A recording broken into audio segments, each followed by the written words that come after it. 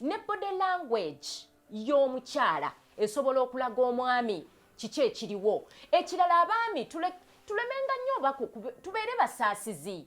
Njagala otegere nti ekintu kino kyogabattukanamu kyosabula kirina humbleness yakyo gy'olina kikwatiramu.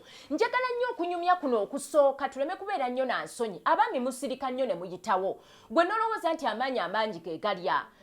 Nkwata bulungi. Olwaleero olunaku lwagenze lutya?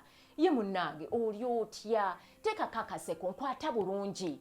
Naye bw'ova gy'ovudde Somalia ng'omukyala bw'agambye, gwe nojja n'olowooza nti nze ndi wakusaba tulanga nga n'okunsasula tonnat n'ewaffe tebannakumanya. Omanyi bagamba teri kibi nga kukwata pisto. Tugende mpola. Gikubisa nsiri. Thank you very much.